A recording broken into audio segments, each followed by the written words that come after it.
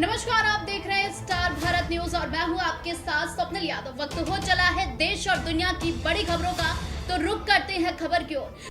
देश के बहुत महत्वपूर्ण सवाल पर आपने मुझे पूछने का समय दिया है।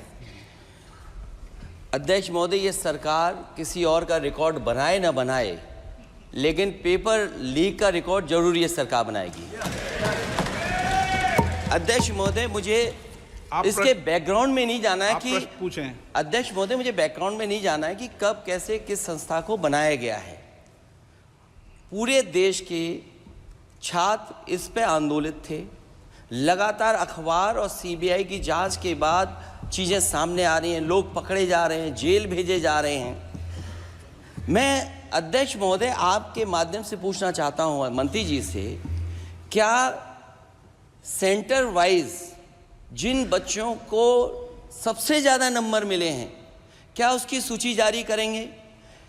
30,000 सीटें जहाँ हैं, कई सेंटर अध्यक्ष महोदय ऐसे हैं जहाँ 2,000-2,500 बच्चे पास हो गए हैं। सरकारी सीटें 30,000 हैं, कई सेंटर में 2,000 से ज़्यादा पास हो गए। कई प्रदेश के ऐसी जगह है जहाँ पर कुछ सेंटर से 600 से 650 से ज़्यादा सबसे ज़्यादा नंबर हैं। और अगर वो संस्था इतनी क्रेडिबल थी तो अध्यक्ष महोदय जिन सेंटर्स पे ये परीक्षा हुई उन सेंटर्स का इंफ्रास्ट्रक्चर क्या था? क्या मंत्री जी ने जानकारी की थी इस बात की?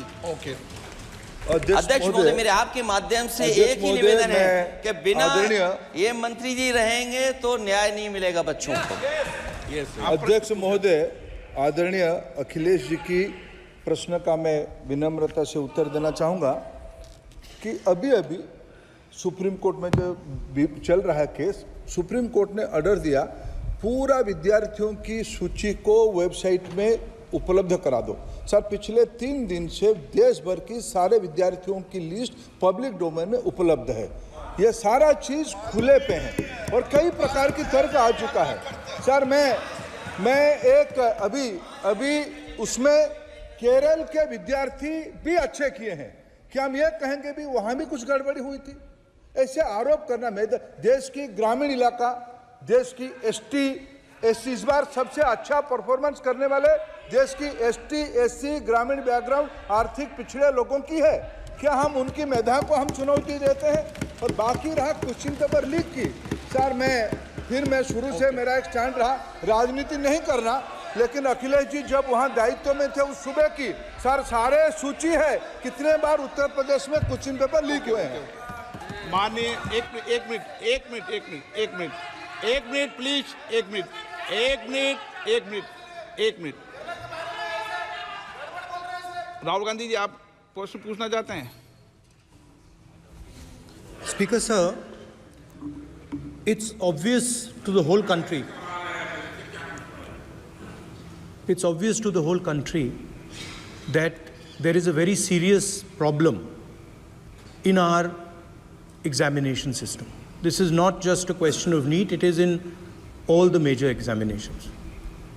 Now, the minister has blamed everybody except himself. Right? I don't even think he understands the fundamentals of what is going on here. आप प्रश्न क्या है आपका? आ रहा हूँ सर। सर, ये मैं क्वेश्चन को सेटअप कर रहा हूँ। इसलिए प्रश्न पूछते हैं।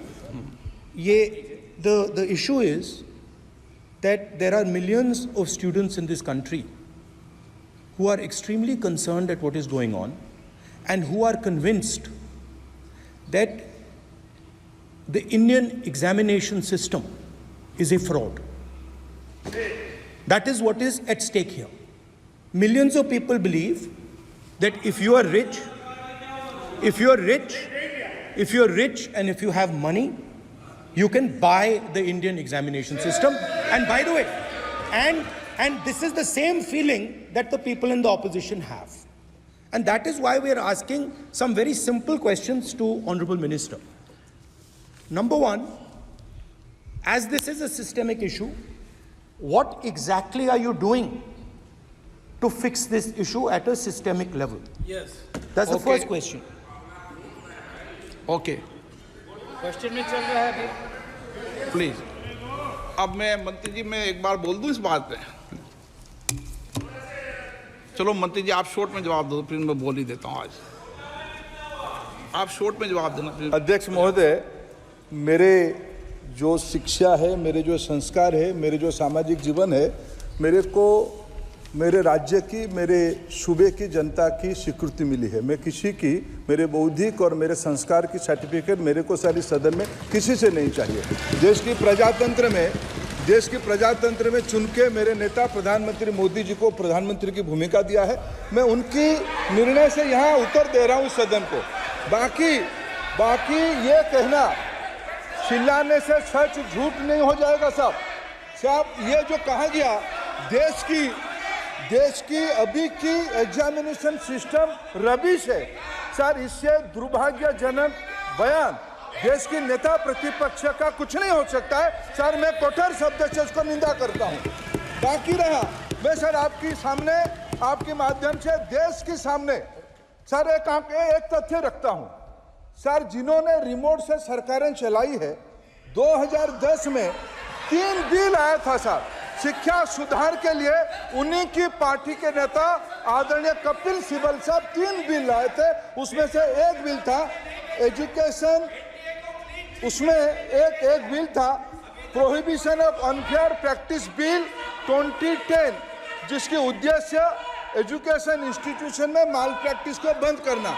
सर मेरे सरकार की हिम्मत है, अभी हमने पब्लिक एग्जामिनेशन की रेगुलरिटीज में बिल लाए, कानून बनाए।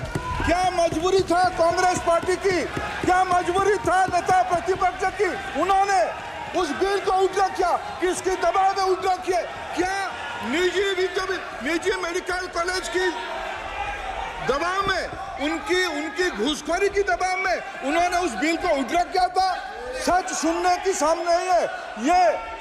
मैं किसी की विद्वता में प्रश्न नहीं उठाता हूं, लेकिन सच 2010 में शिक्षा सुधार की बिल उन्हीं की सरकार ने लाया था, दबाव में उन्होंने उल्टा किया। ये हमको प्रश्न पूछते हैं।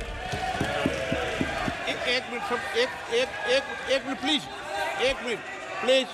मैं सबको मौका दिया, सबको मौका दूंगा। एक मिनट माननीय सदस्य, प्लीज 1 मिनट बैठिए। प्लीज बैठिए। आप पहली बार, हाँ 1 minute.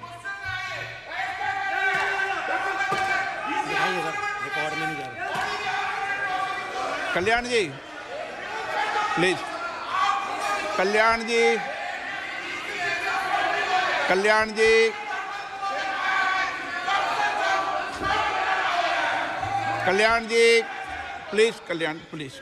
Please 1 minute please. 1 minute सबको मौका दूंगा। 1 मिनट प्लीज, 1 मिनट। माननीय सदस्यगण, विषय महत्वपूर्ण था, मैंने सबको अलाउ किया, लेकिन एक बार इस सदन के अंदर ये सार्थक चर्चा होनी चाहिए, क्योंकि प्रश्न ये था कि परीक्षाओं के विषय के अंदर, और आप सबको पता है देश में अलग अलग राज्यों के अंदर भी अलग अलग दलों की सरकार रही, और उन अलग दलों की सरकार में आपकी भी सरकार रही, अन्य दलों की सरकार रही। वहाँ भी कई बार प्रश्न पत्र लीक हुए और परीक्षाओं पर प्रश्न उठे। मेरे सवाल, 1 मिनट मैं बता रहा हूँ जिसको, आप पूरी बात सुनिए मेरी। मेरा कहना ये है कि हम और उन 1 मिनट प्लीज बैठिए, 1 मिनट नीट नहीं सारी।